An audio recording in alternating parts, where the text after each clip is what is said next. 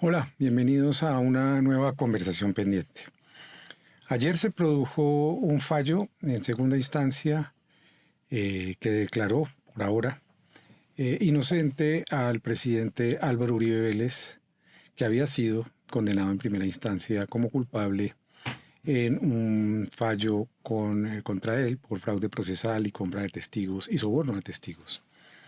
Esta conversación es una conversación pendiente, pero es una conversación urgente que estamos haciendo con una persona que creo que ha sido una de las descubrimientos de la política colombiana.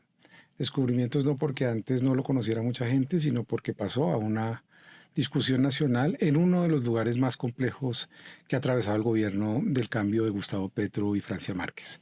Él es el ingeniero eléctrico y físico Andrés Camacho, exministro de Minas y Energía, a él le gustaba decir exministro de Energía, y hoy candidato al Senado por la lista de progresistas y del Pacto Histórico. Andrés, gracias por estar acá. Muchísimas gracias, me honra esa presentación y por supuesto hay muchas cosas que conversar. Muy agradado de estar aquí en este espacio para conversar un rato. Bueno, coincidimos y nos acercamos y nos hicimos buenos amigos en el gobierno, en el tiempo que duramos casi el mismo tiempo, el mismo momento. Pero antes de hablar de muchas de las conquistas y de las cosas que se hicieron, porque creo que eso es importante contárselo a la gente y es lo que hemos tratado de hacer, una pedagogía también a través de la comunicación, pues no puedo dejar de comenzar por el sentido de este fallo que se produce por parte del Tribunal Superior de Bogotá y lo que tú lees como político, como ingeniero, como especialista, como alguien que ha pensado el país, con alguien que se ha comprometido con la lucha social en el país. ¿Cuál es la lectura de ese fallo que se ha promovido, se ha promulgado ayer? Yo creo que hay varias cosas que decir. Una, pues ya ante la historia, ante la gente y ante la verdad, sobre todo, ya hay un juicio que se ha hecho y que la gente sabe que incluso es solo lo superficial que está mostrando un iceberg que hay debajo de todo lo que se oculta detrás del nombre de Álvaro Uribe Vélez. Y eso ya se logró en este país y fue demostrar que nadie puede estar por encima de la ley. Ahora, sobre este fallo, Iván Cepeda, que además es nuestro candidato presidencial, ha anunciado que continuarán en una siguiente fase y que se desarrollarán todas las acciones legales para continuar el proceso. Esto no termina aquí y como lo ha demostrado Iván Cepeda con toda la coherencia, valentía y disciplina, pues va a seguir pues va a llevar a cabo esta segunda instancia después de esta que ya se dio para apelar esa decisión y para garantizar que la justicia se abra camino, porque tal vez es parte de lo que nos ha hecho falta y que tuvimos un asomo de esperanza que esto un poco lo ensombrece, pero creo que hay que seguir adelante. Iván nos ha enseñado eso, hay que seguir adelante con disciplina y constancia. Ese iceberg que está sumergido tiene que ver con proyectos extractivistas, con proyectos de energía que se han hecho en este país, la captura de rentas por parte de la clase política, usando el paramilitarismo como estrategia de expolio, despojo, desplazamiento y asesinato de muchas personas inocentes, nos puede remontar, por ejemplo, por allá al año 90 y pico, en donde en El Aro, La Granja, se cometió una masacre. Esa es la región de Ituango. Ituango es un lugar importante en esta historia y es un lugar importante para el tema pues del que tú más sabes, que es el tema energético del país. ¿Por qué no le contamos a la gente qué es lo que ha estado en juego estos 30 años en estos grandes megaproyectos de embalses, de captura de rentas de la energía, de la minería, del petróleo? ¿Qué es lo que se ha puesto en juego ahí de una manera pedagógica para que la gente pueda entender por qué eso tiene una relación con lo que está pasando hoy en Colombia? Pues hablando del iceberg, tenemos que tener claro que si uno cruza el mapa de los proyectos mineroenergéticos de Colombia con el mapa del paramilitarismo, coinciden. Siempre que hubo un proyecto mineroenergético, antes hubo una masacre, hubo una incursión paramilitar y mucha gente fue despojada de su territorio, fue desplazada, fue asesinada. Mucha gente está bajo las aguas de Ituango, que fue después el embalse que hoy da energía al país, pero a que se parte de la historia. Casi que en estos días en unas conversaciones que hemos estado teniendo ha surgido un término que me ha gustado, que es la memoria energética de este país. de cómo todos esos proyectos energéticos, mineroenergéticos, tienen una historia de violencia en nuestro país. ¿Y por qué pasó eso? Porque el paramilitarismo incursionó, despojó, desplazó para que llegaran estos megaproyectos. Porque había una intención de transformar el modelo económico de Colombia.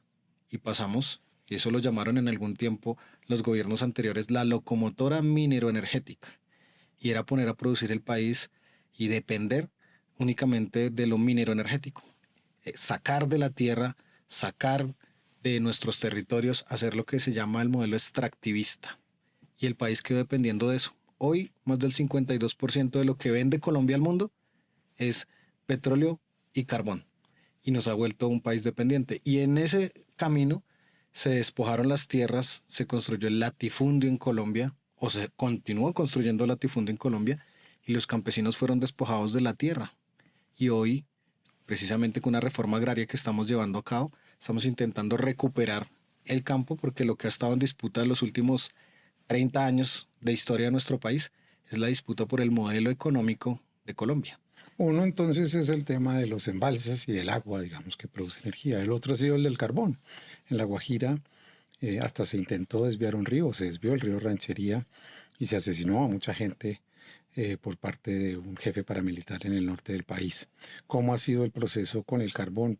Porque detrás del carbón hay una historia también de violencia muy profunda y de captura de rentas para esa matriz energética que supone el carbón. Sí, pues hay muchas prácticas que durante esos años ocurrieron desafortunadamente, pero ya hay algunas condenas que se han producido en contra de empresas que se ha demostrado que financiaron el paramilitarismo. Y muchas de esas empresas, que está por saberse la verdad, pues estuvieron detrás de esas incursiones paramilitares, quienes financiaban esos ejércitos privados para garantizar que se asesinaran sindicalistas que estaban peleando por las condiciones laborales de la gente que trabajaba en el carbón o de los campesinos que estaban oponiéndose a que se profundizara ese modelo extractivista. Entonces la historia de nuestro país, la memoria energética de lo que quedó en estos territorios y muchas cosas que falta por saberse. Por eso es que después del acuerdo de paz del 2016 había tanto temor con lo que se llamaba los terceros, porque no solo eran los ejércitos que estaban involucrados en la confrontación, sino los terceros que tenían que ver, que fueron financiadores, perpetradores o los cerebros detrás de muchas de estas cosas. Y ha habido después del acuerdo de paz la intención de ocultar la responsabilidad de mucha gente, de políticos que han tenido responsabilidad. Incluso hace poco, Álvaro Ashton, un político de Barranquilla, ha declarado ante la JEP y ha denunciado que hay unos políticos que hoy, entre ellos está Efraín Cepeda, el de la banda Expresidente del del Senado de la Congreso, República. jefe de la banda antirreformas en este periodo de gobierno, ha tenido que ver con ese relacionamiento con el paramilitarismo y ha prendido un ventilador. Todo eso tiene que ver con las relaciones políticas y las relaciones económicas de lo que ha significado ese modelo de desarrollo para Colombia. Y eso apenas lo estamos conociendo, es la punta del iceberg, este juicio que ha puesto sobre la mesa y que gracias a Iván Cepeda se ha mostrado al país, es eso, la punta del iceberg de una cantidad de cosas que han ocurrido en Colombia. Y que seguramente tú conocías porque pues has estudiado y has militado también en movimientos progresistas de izquierda desde hace mucho tiempo. Tenías además estudiado en qué consistía eso, pero seguramente es muy distinto ser alguien que está pensando ese tema de la academia, del movimiento social, a asumir la responsabilidad como ministro y enfrentarse entonces a esas corporaciones y esos negocios que yo creo que han sido una de las grandes estreses y grandes resistencias que ha tenido este gobierno del cambio. Es ahí donde también ha habido no solo una matriz energética, sino una matriz de contrarreforma, de contraataque por parte de quienes consideran que nosotros debemos seguir siendo un país extractivista, un país sometido, un país que ponga por encima este tipo de rentas y que no progrese hacia lo que llamamos la transición energética justa. ¿Qué significó llegar al ministerio y empezar a abrir los ojos y decir, bueno, ahora yo represento a este sector y este sector yo tengo la certeza, las investigaciones y las pruebas de que ha participado en todo esto que hemos vivido tan doloroso en Colombia? Pues el gran reto de ponerse al frente de un ministerio que busca precisamente transformar el camino que venía dándose en el modelo minero energético del país y poner en marcha las políticas de un gobierno de cambio. Es el primer gran reto y es darle un vuelco y girar con un timón que tiene mucha inercia, girar hacia otro lado y decir no podemos continuar por este camino, y eso implica un esfuerzo enorme, un esfuerzo institucional, un esfuerzo humano, llevar a unas personas que tengan una mentalidad y un paradigma distinto de lo que es este sector, pero también el hacer, y es tener prácticas distintas, de que el Ministerio de Minas y Energía no fuera entendido como el ministerio que detrás del cual venía el desplazamiento, detrás del cual venían todos estos proyectos, que incluso muchas regiones del país, muchos territorios le tenían temor porque sabían que detrás de esto podía venir la violencia antes o después. Entonces esto ha significado ponernos enfrente de un sector que está en la tarea, en la línea del frente de poder transformar este país. Porque el sector minero energético, por esa discusión de lo que ha sido el modelo de estos últimos 30 años, tiene en el centro la discusión del modelo económico de Colombia. Mucha gente no entiende qué es la transición energética justa, en qué consiste eso para que la gente que nos ve pueda entender de qué es lo que se trata. No es solamente cambiar una cosa por otra, sino también proponer un buen vivir para las comunidades y que dejen de ser maltratadas y de que dejen de ser aisladas, además de la participación en recursos también económicos para sus vidas. Para decirlo muy coloquialmente, para que la gente nos entienda, tiene como tres componentes o tres aristas. Lo primero es que el mundo está enfrentando una crisis climática. Esa crisis climática se debe a que estamos quemando combustibles fósiles y carbón para sostener la economía del mundo. Y eso que produce quemar los combustibles fósiles se llama gases de efecto invernadero y es responsable del cambio climático, que para darles una cifra, en el 2024 alcanzamos o llegamos al año más caluroso de la historia desde que hay registros. El calentamiento global es una realidad, esa es una necesidad mundial de poder transformar y entonces sustituir los combustibles fósiles por otro tipo de energéticos. Pero esa es la decisión del mundo. Sin embargo, esa transición no es la misma en cada país. Depende de las condiciones de cada país. En Colombia la transición energética tiene una particularidad y es esto. Colombia no emite grandes masas, volúmenes de gases de efecto invernadero, pero somos un país dependiente. Nos convirtieron en un país dependiente de la extracción de petróleo y carbón. Entonces, para Colombia hacer una transición implica hacer una transición económica, pero incluso cultural, porque esto que ha pasado en la historia del modelo minero energético tiene incrustadas todas estas violencias, todas estas circunstancias, todas estas oposiciones y un gran componente de conflictividad social que se impuso para garantizar que el país fuera por esa senda. Y lo tercero es que nosotros somos un país que tiene enormes desigualdades. Tú no puedes hablar de una transición energética cuando todavía hay gente que no tiene energía eléctrica en Colombia, o que teniéndola solo la puede aprovechar 4 horas, o que para aprovecharla no tiene el dinero suficiente para pagarla. Esas tres condiciones, resolverlas es lo que llamamos nosotros una transición energética justa. Justa es que atienda todos esos elementos, que no pase por encima de la gente, que nadie se quede atrás en este proceso, porque uno podría hacer sencillamente una transformación tecnológica, cambiar diésel por paneles, pero eso no lo resuelve todo, menos en un país como Colombia. Se trata que a la par que hacemos esa transición, sustituimos los combustibles fósiles, les llevemos energía a la gente que todavía no la tiene. En el Pacífico colombiano hay enormes cantidades de municipios que no han tenido acceso a la energía. Si hacemos... No se pregunta por qué. Porque el país ha sido centralizado y que las inversiones que han tenido los gobiernos sucesivamente han estado orientadas, como el presidente Petro lo ha dicho muchas veces. Las grandes inversiones iban para las grandes ciudades, se concentraban en Bogotá, en Medellín, para las avenidas 4G conectando las grandes ciudades, pero no había para arreglar las vías en el Pacífico colombiano, en Nariño, en el mismo Caribe colombiano. No ha desarrollado un modelo de planeación este país que pueda superar la desigualdad territorial. Hay unas condiciones mejores, sin decir que son digamos, los estándares que queremos alcanzar, pero en la centralidad del país hay mejores condiciones que en un país que algunos suelen llamar la Colombia profunda, que no es tan profunda. Uno aquí a Cundinamarca, en un barrio aquí en Bogotá, y ahí está la Colombia profunda.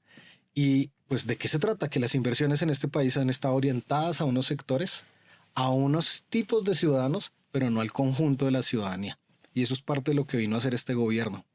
En las estadísticas de varios portales de información se ha demostrado cómo este gobierno por primera vez invirtió más dinero en los pequeños municipios que en las grandes ciudades.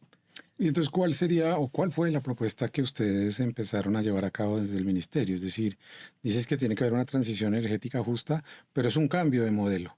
¿Cómo se transforma o cómo se le dice a la gente en qué consiste esa transformación? ¿Qué es lo que empieza a ocurrir cuando se pone en marcha una transformación de esta índole, que es complejísima por todo lo que ya vamos a hablar y que implica una cantidad de movimientos, pues de cultura también, por supuesto, pero también de poder? Pues yo especialmente me intenté dedicar a que la transición energética tocara la cotidianidad de las personas.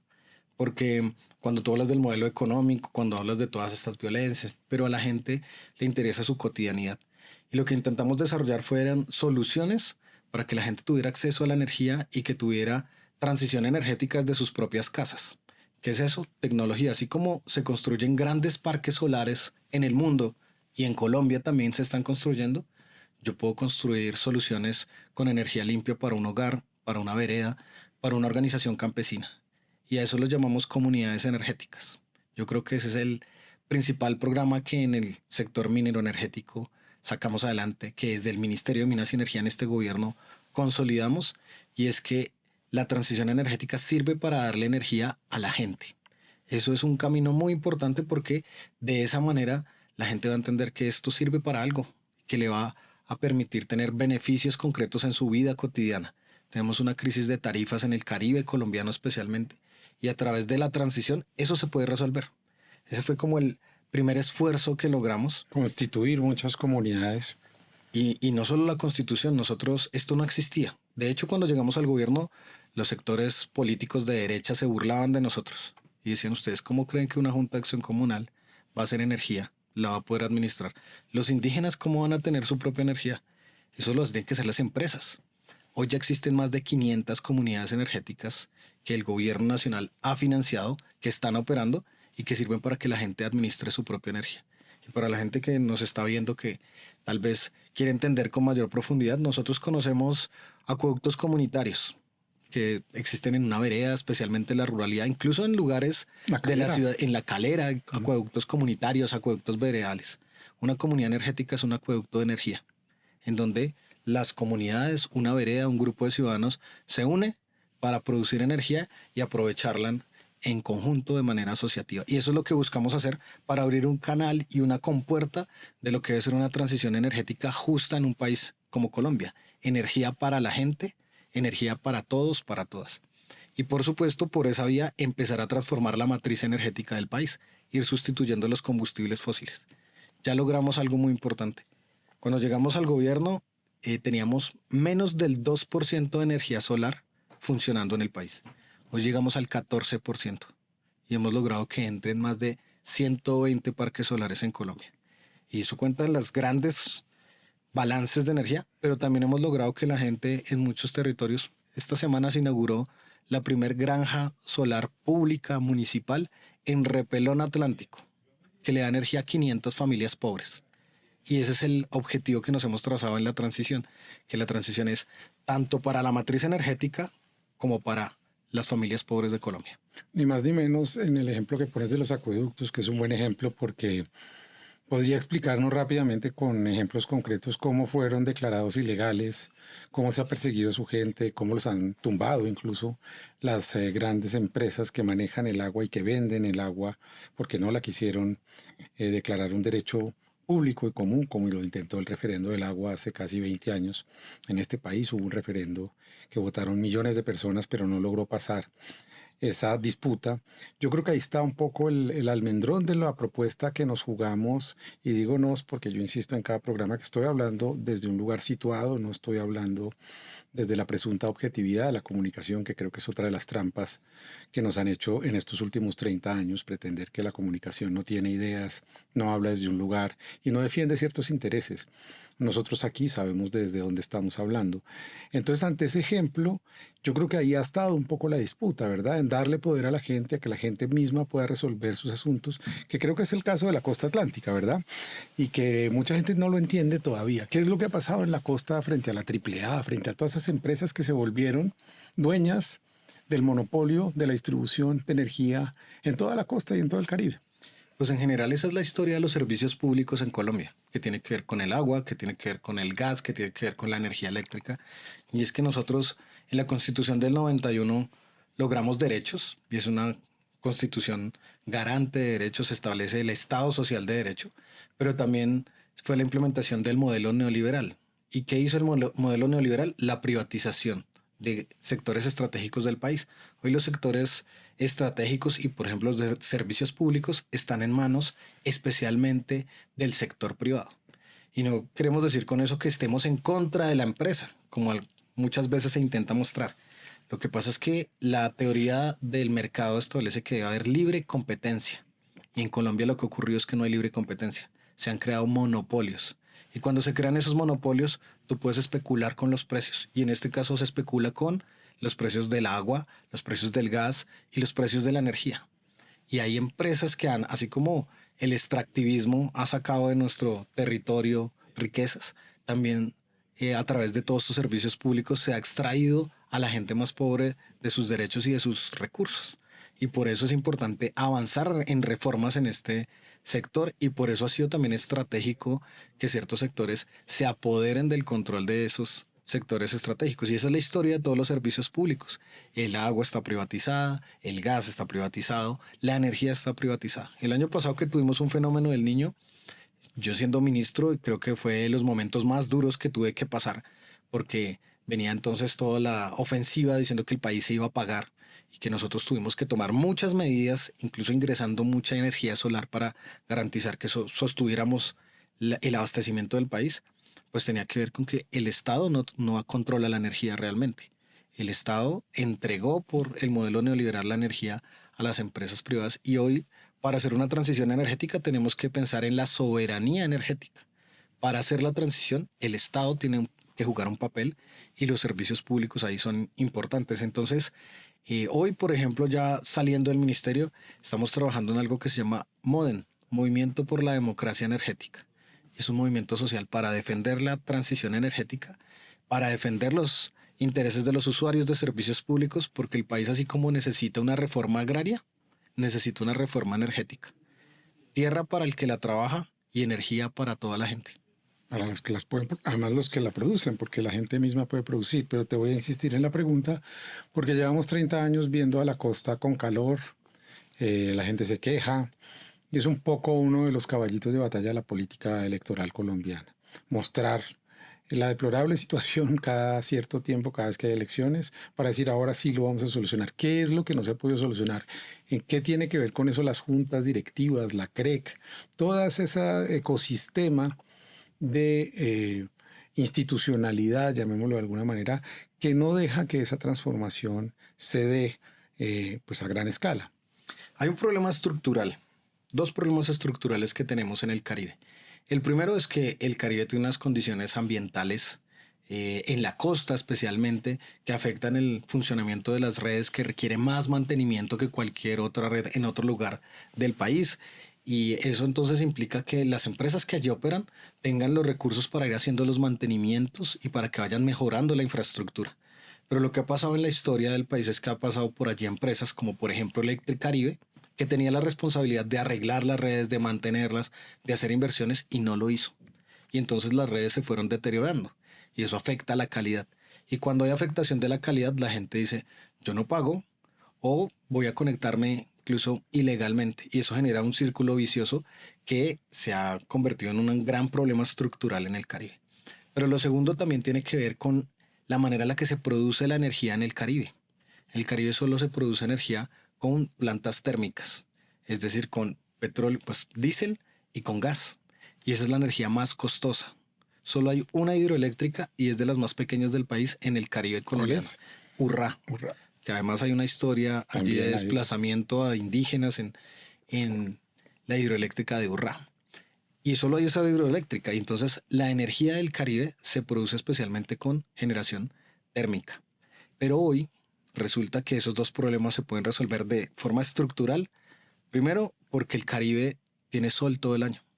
Y hoy la transición energética nos permite usar esa energía del sol para producir energía. Es decir, que el Caribe podría ser la generadora más importante del país y así generar energía barata para que ese problema estructural se atienda. Y segundo, pues que si tú tienes costos más equilibrados de esa energía, se pueden hacer las inversiones en lo que se requiere. Para darles un caso, apenas hasta hace 15 días, La Guajira tiene una línea de interconexión con el país. La Guajira estaba totalmente desconectada durante todos estos años, décadas, en los que La Guajira no estaba conectado a la autopista de energía de Colombia. Y apenas hasta hace 15 días se inauguró la primera línea de interconexión con el país. Y así hay muchos lugares de nuestro país. Uno podría decir que en esa transición energética, y voy a omitir la última palabra, de haber llegado otro gobierno y otro proyecto, o más bien, de haber persistido el mismo proyecto, ahí va a haber grandes negocios, nuevos negocios a partir de la energía solar, eólica, y eso es un poco lo que han intentado frenar, porque no les toca. ¿Con quién se están haciendo esa transición energética justa? ¿Quiénes son los empresarios que sí están tratando de crear un modelo distinto? Porque pues eso no lo puede hacer tampoco solo un gobierno, eso lo sabemos, tiene que haber diálogo con el empresariado. Hay ya empresarios en Colombia que están en esa vía y con una conciencia distinta. Sí, la realidad y el fondo del asunto es que la transición energética está ocurriendo y va a ocurrir. Sí, ya Sea es justa inexorable. o injusta. Exacto. Y va a ocurrir. Algunos han pretendido que la transición energética sea una transición de mercado, es decir, únicamente empresarial, que se hagan unas inversiones, pero no que se resuelvan asuntos de fondo. La realidad es que por esa vía la transición energética va a ser muy accidentada. Y el ejemplo es La Guajira. Hay retrasos, cuando nosotros llegamos al gobierno teníamos retrasos de 4 o 5 años en proyectos por una situación, y es que la gente no iba a dejar que pasaran líneas de transmisión o que fueran a desarrollar proyectos de generación de energía con el sol en La Guajira, cuando en la ranchería del lado nunca han tenido energía. Y eso es parte del problema que se venía trayendo. Algunos creían que fuera una transición energética solo de inversiones, pero aun queriendo que fuera solo de inversiones, iba a ser muy accidentada porque la gente exige sus derechos y porque la gente siempre va a decir, así no se puede funcionar. Entonces, de lo que estamos hablando hoy es, hay que hacer justicia, y si tú vas a hacer un proyecto minero energético, tienes que trabajar con las comunidades y ayudar a que muchas de esas circunstancias se resuelvan. Hoy, por ejemplo, nosotros resolvimos 250 consultas previas en La Guajira a través de diferentes mecanismos, especialmente el diálogo, pero también hoy La Guajira es el departamento con más comunidades energéticas de Colombia. Allá están funcionando 150 comunidades energéticas. Son 150 rancherías, familias guayú, que no tenían energía y se preguntaban por qué una empresa extranjera hace un parque solar, saca la energía y nosotros no tenemos nada. Y eso es parte de cambiar el modelo en la práctica, de decir, aquí la gente puede usar la energía para su propio abastecimiento y al lado puede haber una empresa que la aproveche para el país y para su propio negocio. Las empresas ya están empezando a comprender eso y hemos logrado que muchas de ellas se involucren, que se desarrolle una política que sea de diálogo con las comunidades. Pero eso solo se logra si hay un gobierno que esté comprometido con eso. Si no se tiene un gobierno comprometido con eso, vamos a seguir en los problemas que traíamos, en donde hay una conflictividad enorme entre comunidades y empresas. Otra de las grandes resistencias que te tocó, y por eso digo que quizás era uno de los ministerios que estaba en el ojo del huracán permanentemente, y creo que te vimos padecer y resistir muchos embates, es el tema del petróleo. Y Ecopetrol hoy es un lugar de discusión nacional, lo vemos todas las mañanas en los medios, y el discurso es que se quebró, o que este gobierno quebró Ecopetrol, y ante la insistencia en el presidente que va a cambiar esa matriz, pues lo único que se contesta es que eso es absurdo. Hoy con un presidente como Trump en Estados Unidos que quiere esa matriz, precisamente por eso se está disputando Venezuela, no porque le importe ni la dictadura, ni la democracia, ni ninguna de esas asuntos que la gente se enreda o más bien cree que son importantes. Lo que quiere es el petróleo, porque pues tendría un yacimiento, el yacimiento más grande del mundo a su servicio, y eso significaría muchas cosas. ¿Qué es lo que ha pasado con Ecopetrol? ¿Qué pasó con Ecopetrol? ¿Y cómo le explicarías tú a la gente que esa catástrofe que han querido construir, pues era una catástrofe anunciada? Pues yo lo primero que le contaría a la gente, porque como tú lo decías hace un momento, aquí nos paramos desde una posición política y desde la defensa de un modelo de país. Y es que hoy quienes se rasgan las vestiduras diciendo que vamos a acabar con Ecopetrol son los mismos que intentaron privatizar Ecopetrol. El uribismo en Colombia intentó privatizar Ecopetrol en varias ocasiones. De hecho, hubo masacres laborales, sacaron a sindicalistas de la Unión Sindical Obrera, la USO, uno de los principales sindicatos del país, por defender a la empresa. Pero hoy lo utilizan como un instrumento para discutir y debatir con este gobierno. Pero ellos lo único que querían en su momento era vender Ecopetrol. Somos nosotros los que hemos recuperado el valor de Ecopetrol y hemos dicho que Ecopetrol tiene una tarea en este país y es ser líder de la transición energética. Ecopetrol tiene que llegar a un camino, y en eso estamos trabajando, que no es solo el de Ecopetrol, esto lo está haciendo el mundo. Las petroleras no pueden ser solo empresas de hidrocarburos. Hoy las empresas de hidrocarburos están invirtiendo en energías limpias. Y les voy a dar un caso donde estuvimos incluso con el presidente. Hasta hace unos años, uno de los primeros yacimientos de petróleo del mundo y de gas especialmente está en Qatar. Y allá en Qatar tenían Qatar Petroleum. Y hace 2, 3 años se convirtieron en Qatar Energy. Y ahora Qatar Energy desarrolla energía solar, energía eólica y otro tipo de energía. Eso es lo que queremos hacer con Ecopetrol. Pero para ellos, quienes están en esta oposición, diría yo, obtusa, pues lo han utilizado como un caballito de batalla. Nosotros no nos estamos inventando ni siquiera nada descabellado. Estamos en la línea de lo que están haciendo muchas petroleras en el mundo. Y es abrir un segmento de negocios en donde se involucren con la transición energética. Si tú tienes una empresa que ya tiene un negocio con unos energéticos, pues es muy fácil ampliarlo y empezar a desarrollar otras cosas.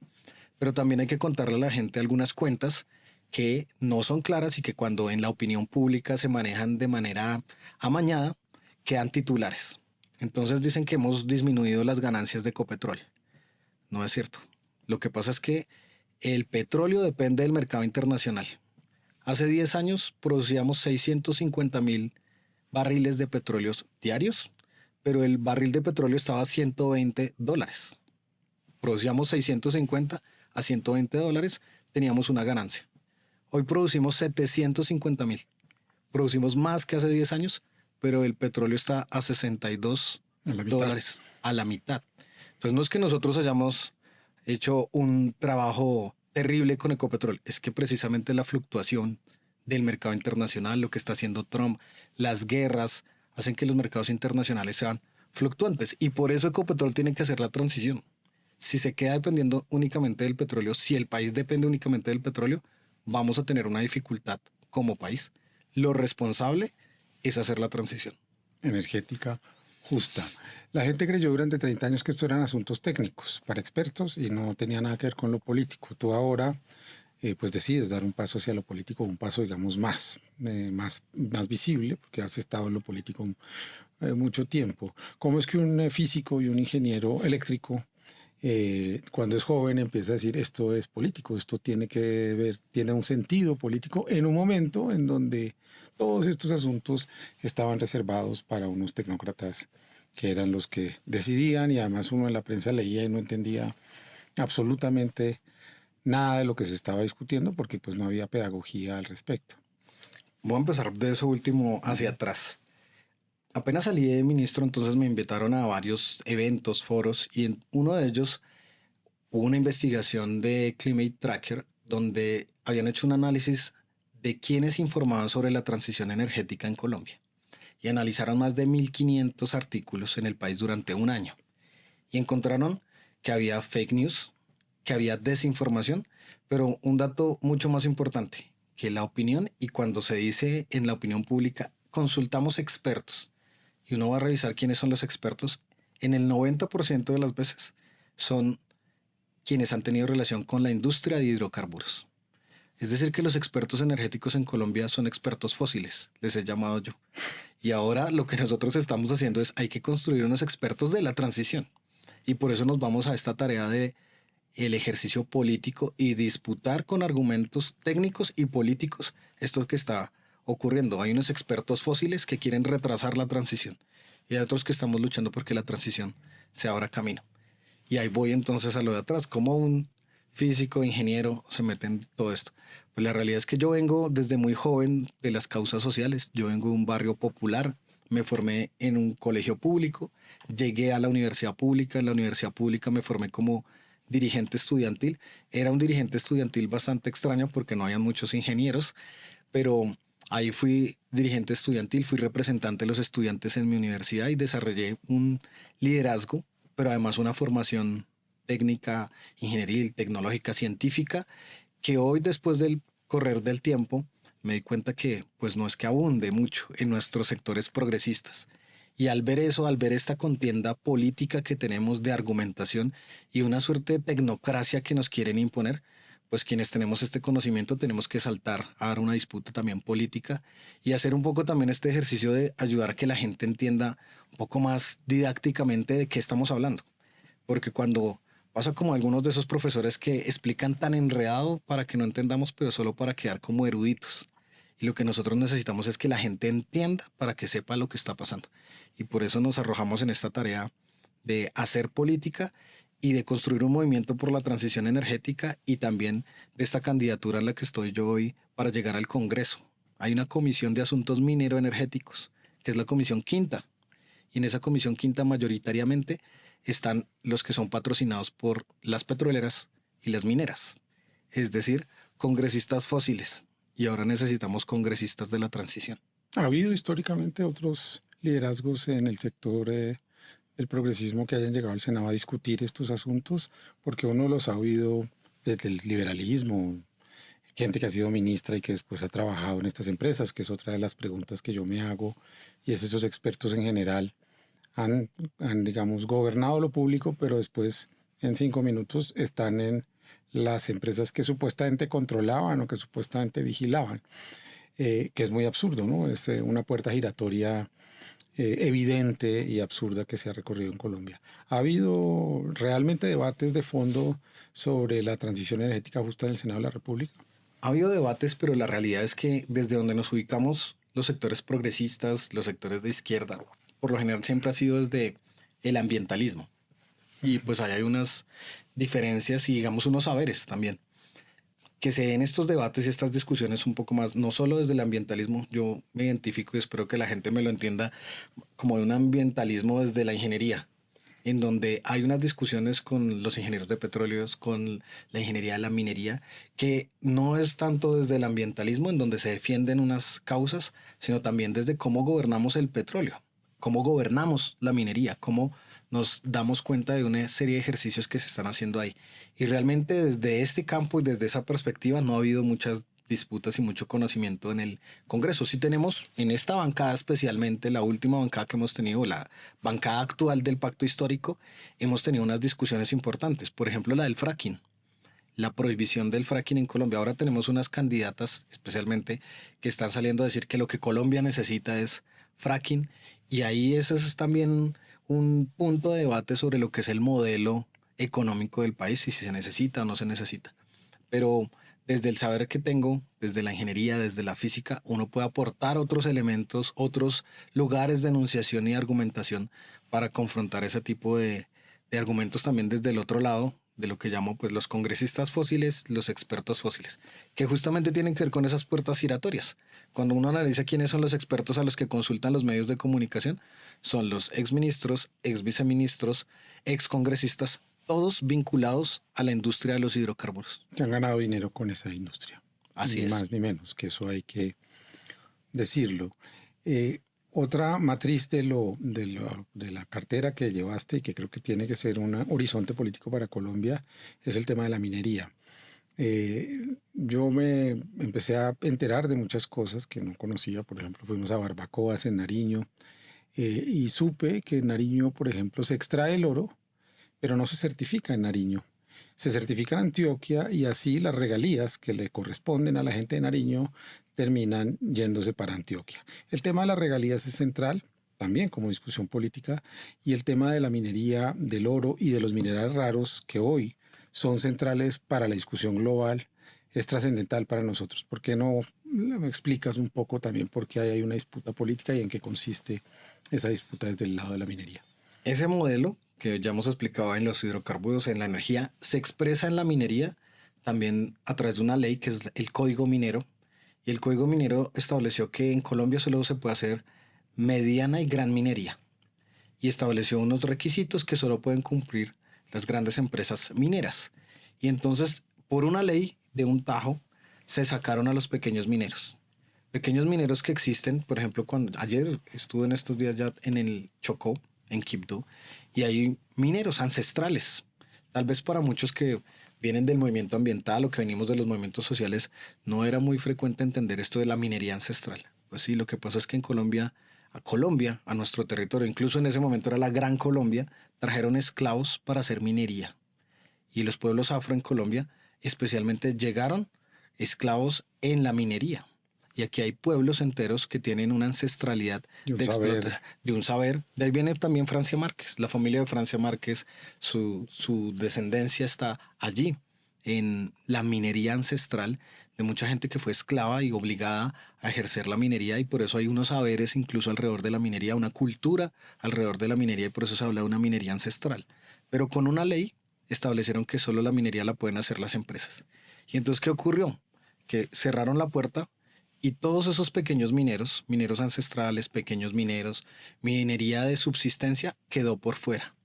Y entonces, ¿quién recibió a esos pequeños mineros? La ilegalidad. Esos mineros que no tienen condiciones muchas veces para comprar una máquina, para poder hacer la explotación, para poder certificar, para poder enviar lo que extraen a un lugar donde lo certifiquen, quedaron en manos de la ilegalidad. Y entonces ahí vino el control de mafias en muchos territorios que se están aprovechando de la minería. En muchos casos ya no es el narcotráfico, es la minería la que está reproduciendo esos circuitos de violencia. Y entonces, por desconocer con una ley a la gente, incluso cuando le pregunto a la gente, ellos dicen, es que yo estaba haciendo minería antes, aquí vino una empresa, pero mucho después, pero a esa empresa sí le entregaron un título. Y a la gente que llevaba con sus familias haciendo esa minería ancestral siglos, la sacaron.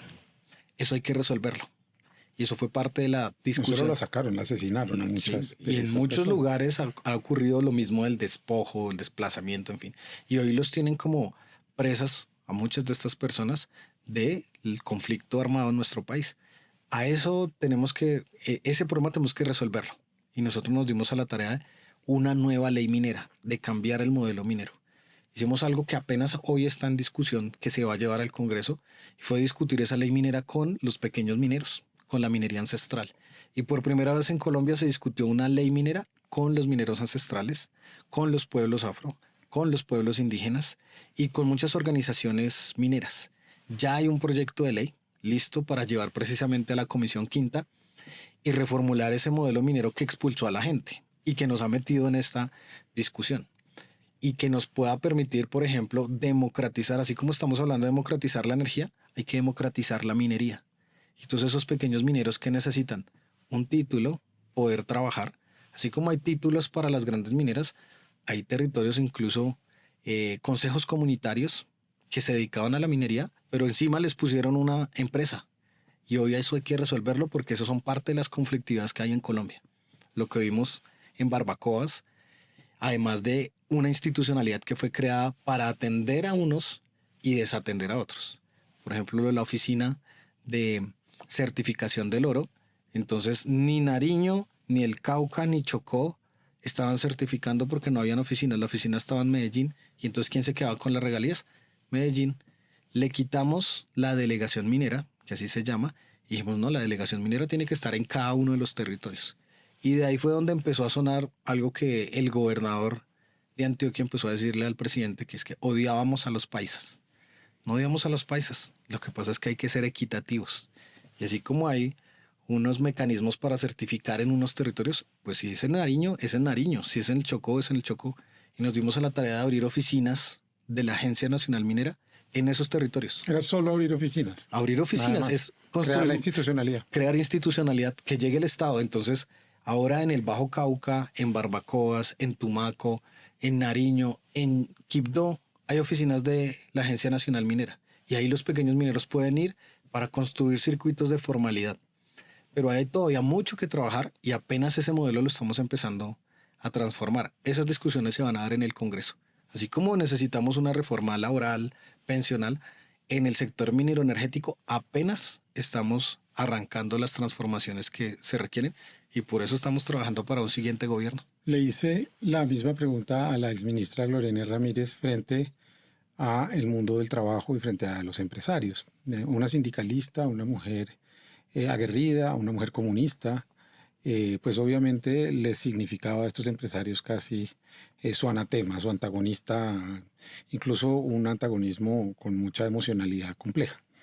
Tú evidentemente empezaste a ser ese antagonista, pero ahora la pregunta te la quiero hacer al revés. ¿Qué sientes que hay que hacer para que empecemos a tener un diálogo distinto con estos sectores que están realmente persuadidos y convencidos de que es justo que solo se certifique el oro en Antioquia, que se fumigue, que se haga fracking? Es decir, ¿qué es lo que hay en el ethos, como dicen, en lo más profundo, ya porque ya está incorporado, no es solamente un discurso hacia afuera, es que se cree que es así? ¿Cómo empezaste a rodear tú esas discusiones? Porque sé que te tocó ir a muchos lugares, a hablar en lugares, digo, para nosotros es fácil en un sentido de lo humano hablar con las comunidades porque pues nos sentimos iguales. Pero hablar con esos sectores es muy difícil. Requiere de una pericia, requiere de una argumentación que tú la tienes toda. ¿Cómo será ese cambio de cultura? ¿Qué es lo que tú piensas que tenemos que empezar a hacer para desarmar esos espíritus que solo creen en el extractivismo, en la fumigación, en esta suerte de violencia también contra la vida que es la tierra, son los ríos? Eh, ¿qué, qué, ¿Qué pistas puedes dar de esas conversaciones que tuvieron y que si eres senador, pues es al mundo que te vas a enfrentar? Pues yo creo que lo primero que hay que decir sobre ese tema es que hay empresas que lo hacen bien. También uno empieza a descubrir que hay gente y empresarios que tienen una buena aproximación a lo social, a lo ambiental, que son juiciosas, que se preocupan, que han aprendido de sus propios errores y eso también hay muy buenas prácticas en Colombia y se pueden aprovechar. Y creo que incluso un ejercicio que nosotros hicimos en La Guajira fue hacer un catálogo de buenas prácticas, de cosas que le han funcionado a las empresas en el relacionamiento y un catálogo de malas prácticas de cómo logramos que no se repitan. Esas son cosas que muy en concreto, sistematizar las experiencias, sistematizar, hacer memoria de las cosas que han ocurrido en este país y decir, venga, no podemos volver a hacer esto así. Pero yo también cuando iba a los congresos, especialmente donde me tocaba ir a los congresos petroleros, a los encuentros mineros de la gran minería, yo creo que hace parte de dar estas discusiones abiertamente y decirnos esas cosas porque yo creo que había un relato imperante y no se ha escuchado la otra parte del relato y estas comunidades. ¿Cómo han luchado los territorios, las comunidades frente a estas situaciones? A través de la conflictividad, los paros, el enfrentamiento. Y tenemos que habilitar escenarios de debate, porque creo que se tienen que llamar así, de debate, en donde digamos, no estamos de acuerdo, pero tenemos que escucharnos los argumentos. Cuando yo iba a esos congresos, les decía que tenía la teoría del loro en la estaca. Y la teoría del loro en la estaca es cada quien tiene que cumplir su función, cada loro en su estaca.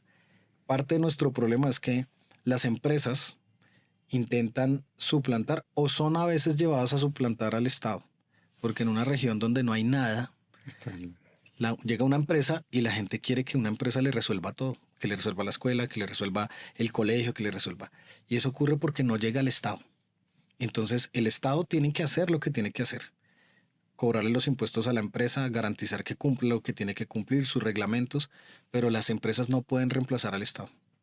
Y el Estado tiene que exigirle a las empresas que cumplan lo que tiene que cumplir, pero la gente tiene que recibir lo que tiene que recibir, pero también tiene que hacer lo que tiene que hacer.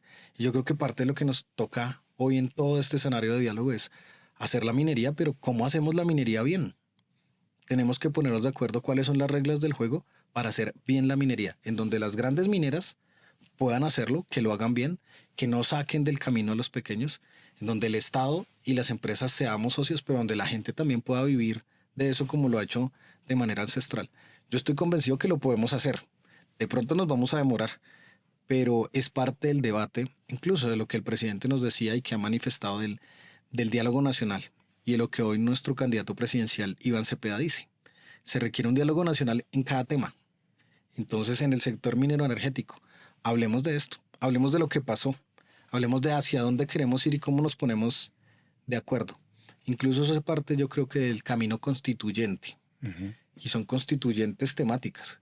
Hay que hacer una constituyente minero energética, para que la gente, que es el poder constituyente, sea parte de estas discusiones. Si hacemos un modelo como el que se ha implementado en Colombia, puerta cerrada, sacando leyes a espaldas de la gente, esto no va a funcionar y vamos a seguir en ciclos de conflictividad. Esto implica diálogo, implica conversación, implica debate.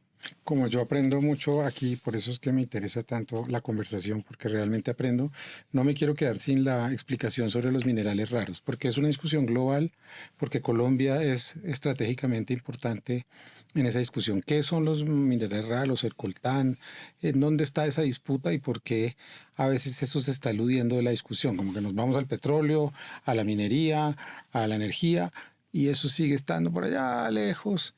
Y resulta que aquí hay una tensión también alrededor de los minerales raros. Bueno, ¿qué son los minerales raros? Tierras raras, o son minerales que son estratégicos para la transición energética, que se necesitan hoy para producir paneles, para producir generadores eólicos, para hacer especialmente baterías, minerales que antes no nos interesaban como el litio, el silicio, otro tipo de tierras raras que son semiconductoras o que tienen unas propiedades químicas y físicas que ayudan a producir tecnología.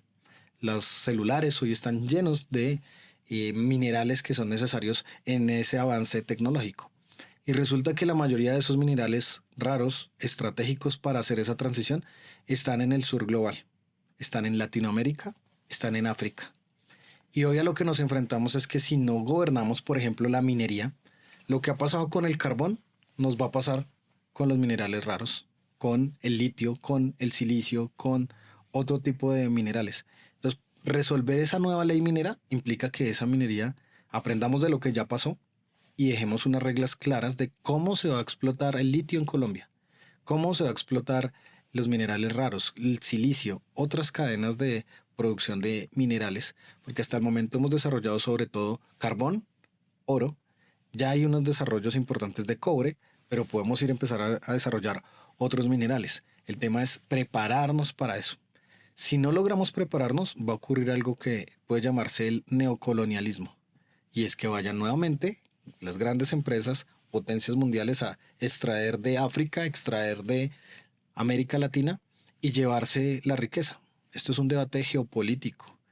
China está hoy buscando todos estos minerales en el mundo para hacer su transición y acelerar su economía como lo está haciendo. Colombia tiene que hacer una tarea de arranque que va a sonar curiosa, pero es la realidad. Nosotros ni siquiera sabemos si tenemos.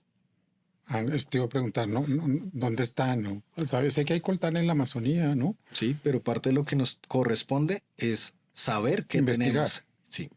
Nosotros desarrollamos desde el Plan Nacional de Desarrollo quedó un Plan Nacional Geocientífico. Voy a decirlo en estos términos. ¿Sabe más el sistema geológico de los Estados Unidos sobre Colombia que nuestras instituciones? Porque no le hemos metido a la investigación, porque no nos hemos preocupado por eso, porque nos hemos acostumbrado a vivir del carbón, nos hemos acostumbrado a vivir del oro, del petróleo, y no nos hemos arrojado a pensar cómo será el futuro y qué papel tiene que jugar Colombia. Hoy la ciencia, la investigación, hacer una transición justa pasa también por eso. Esto hay que meterle ciencia, hay que meterle conocimiento, hay que meterle investigación y saber qué tiene Colombia para revisar cómo lo administramos. Pero ni siquiera sabemos si en la Amazonía sí, qué tanto, cuáles son los potenciales, cuánto cobre tiene Colombia. Apenas estamos logrando identificar, ya el Servicio Geológico Colombiano ha logrado identificar 8 lugares de Colombia donde hay potencialidades importantes de cobre y de esa manera decir, bueno, ¿y cómo vamos a aprovechar este cobre? No nos puede pasar lo mismo que con el carbón, hay que tomar decisiones estratégicas. Así que mi gran experiencia dentro de la minería, yo sabía, vengo de la energía sobre todo, de los hidrocarburos también, pero de lo que más aprendí siendo ministro fue de minería.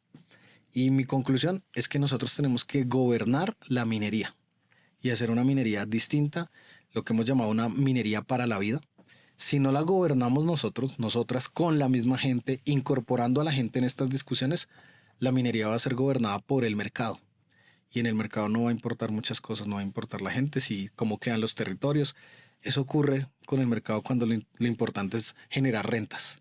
Y la discusión que tenemos que dar es, tenemos que gobernar la minería, tenemos que hablar de minería y tenemos que fijar las reglas del juego para que el país pueda hacerla de la mejor manera posible. Siempre va a haber tensiones y contradicciones dentro de un mismo proyecto político y dentro de un mismo gobierno, pero yo quiero celebrar y que cuentes un poco antes de la última pregunta tu experiencia, porque siempre insististe con las compañeras, como la exministra Susana Muhammad de Ambiente, como la ministra hoy Marta Carvajalino de Agricultura, o en su momento Jennifer Mojica, exministra de Agricultura, en que fuéramos juntos, e incluso te agradezco públicamente porque incluiste el tema cultural en el horizonte del Ministerio de Minas. La gente dirá, ¿y qué tiene que ver eso? Pues todo, porque si no reconocemos la ancestralidad de esas culturas y sus saberes, y en lo que además se puede transformar el oro no solo se certifica para exportar, sino que se puede hacer artesanía y una economía solidaria, popular, pequeña a partir de esa artesanía, y por qué no,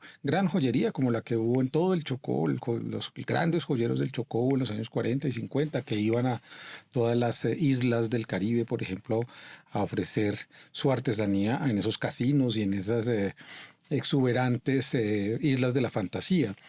Entonces la pregunta tiene que ver con eso. Para poder hacer esta transición energética también tiene que haber una voluntad de diálogo porque, claro, las tensiones con el medio ambiente, las tensiones con la agroecología o con los grandes proyectos de agricultura e, insisto, los conflictos culturales mismos.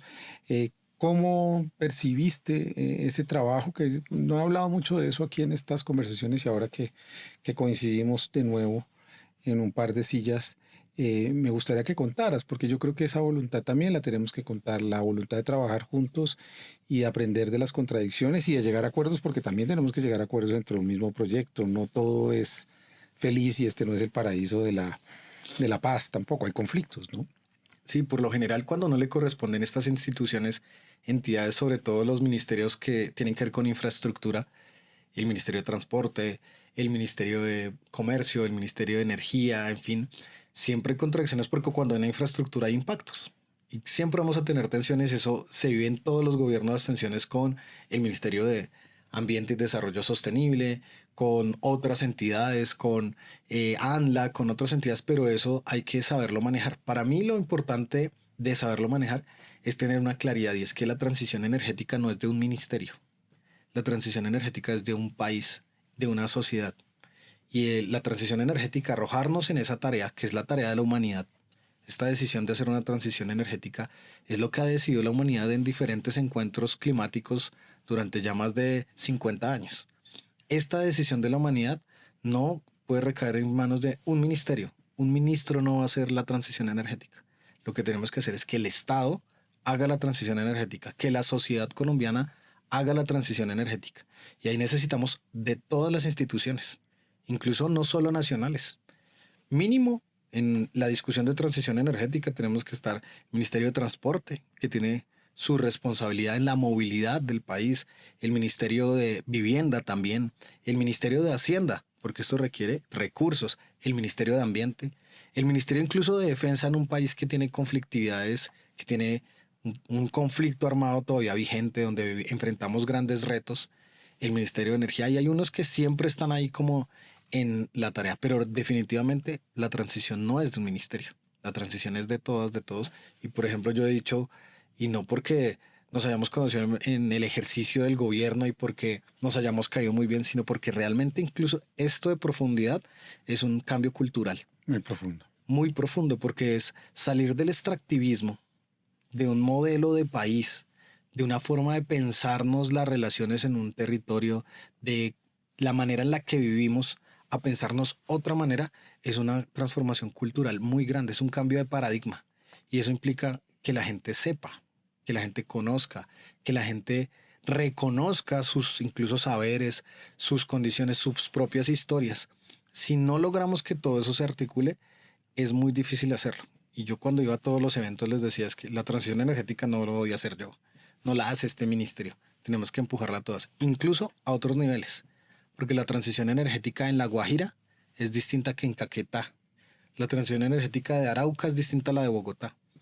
Ya hoy, después de este camino que hemos emprendido, hay que desarrollar una transición energética regional, en donde cada uno de los departamentos, cada región, incluso cada municipio tiene que empezar a pensarse la transición en su territorio. Porque en las condiciones en un país tan mega biodiverso, con una geografía tan rica como Colombia, no son las mismas. y eso va a implicar incluso una gobernanza y un cambio cultural, incluso en las mismas instituciones, de cómo vamos a ir desarrollando esa transición.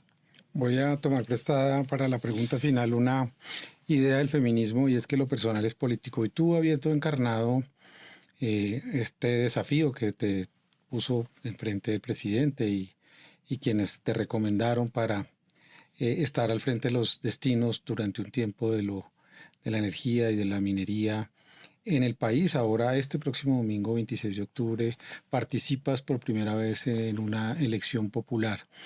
A mí me gustaría sugerir quizás que puedas hablar de qué es el cambio también cultural que se ha producido, como una persona como tú, que no estaba ni siquiera en las perspectivas de nadie para llegar a ser ministro, ha llegado hasta este lugar y hoy puede aspirar a tener un cargo por elección popular sin someterse a la estructura de la politiquería y de la transaccionalidad y sin ceder tus principios, que creo que es lo más importante que muchos tenemos hoy en Colombia. ¿Cómo es esa parábola que tú encarnas de que se ha producido un cambio? Me parece que es incontestable en Colombia, le guste al que le guste, es verdad. Sí, pues yo cuando en medio de esta campaña llego a todos los lugares les digo, lo primero es que soy ministro de un gobierno y no hubiera sido ministro de cualquier otro. Nadie como en este gobierno solo hubiera podido ser ministro en este gobierno, porque por lo general esto está habitado por otras personas, por otras mentalidades, por otras experiencias de vida. Yo vengo, como decía, de un Y por colegio otras público clases y sociales. por otras clases sociales, por otras familias. Y llegar hasta aquí, yo vengo de un barrio popular, ¿De cuál? Florida Blanca, estudié en el colegio, en el barrio La Florida, en la localidad de Engativá. Cuando me dicen, ¿y usted quién es? Yo digo, yo soy un pelado de barrio. Y un pelado de barrio que haya llegado a ser ministro genera, incluso cuando uno se encuentra con la gente, inspiración para muchos jóvenes en Colombia que de pronto dicen, oiga, vea, esto pasó por primera vez. Eso ya nadie lo puede refutar. Y este gobierno ha cambiado eso, que haya llegado al gobierno, a las instituciones, gente distinta. Pero también estamos haciendo un cambio en la política.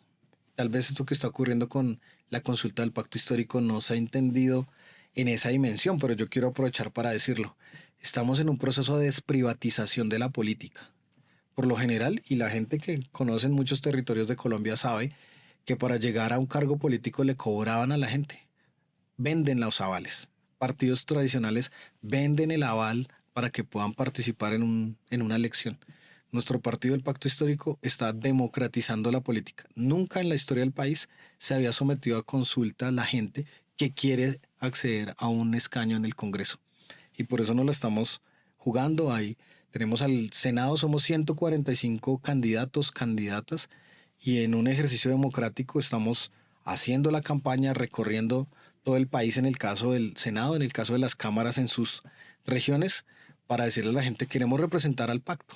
Esto es un paso importantísimo en la democracia colombiana.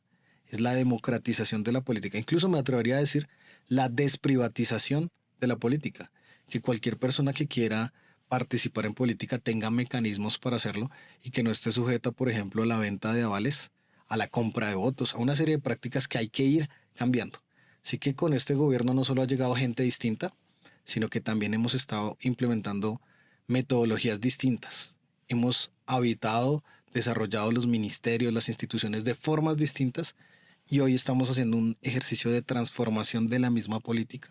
Y por eso invitamos a la gente a que acuda a las urnas, que respalde también esa transformación y que pues haga su elección de lo que defina en esa consulta del pacto histórico, pero pues aquí hay una persona que quiere llegar al Congreso a representar esta agenda, especialmente la agenda de transformación, de cambio de la energía en nuestro país, de este sector minero energético y que desde allí vamos a seguir tejiendo. Pues Andrés, muchas gracias por estar aquí en esta conversación pendiente. Una de las primeras noticias que salió sobre Andrés Camacho en la prensa cuando lo nombraron ministro es que era un ministro metalero, era hardcoreero realmente, le gustaba más el hardcore y tenía una banda de hardcore. Y lo mostraron en uno de sus conciertos, como una especie de aparición de las memorias del subsuelo en el centro del poder. También esa energía de la cultura ha llegado a ocupar puestos en este gobierno y yo quiero pues agradecer todo el esfuerzo que hiciste y esperar que este 26 puedas ocupar un lugar en esa lista, lo digo abiertamente, y creo que ese cambio que tú propones es central en lo que nos proponemos para lograr una democracia realmente profunda y justa en este país. Así que gracias por estar aquí. Gracias, Juan David, por este espacio y por todo el ejercicio que nos va a quedar hacia adelante. Y a ustedes gracias por otra conversación pendiente. Esta en miércoles 22 de octubre. Casi nunca digo las fechas, pero hoy la digo, porque va a ser definitivo que el próximo domingo todas y todos nos levantemos con fuerza, con energía, como la tiene Andrés, para ir a las urnas, no por ese prurito de la competencia y de la emoción de la politiquería, sino porque creo que puede ser una muestra contundente y fuerte de que nos merecemos una sociedad distinta, de que nos merecemos desprivatizar la política y que todos podamos participar de los destinos de este país. Nos vemos en la próxima conversación pendiente los miércoles a las 7 de la noche y los domingos a las 7 de la mañana. Hasta la próxima. Chao, chao.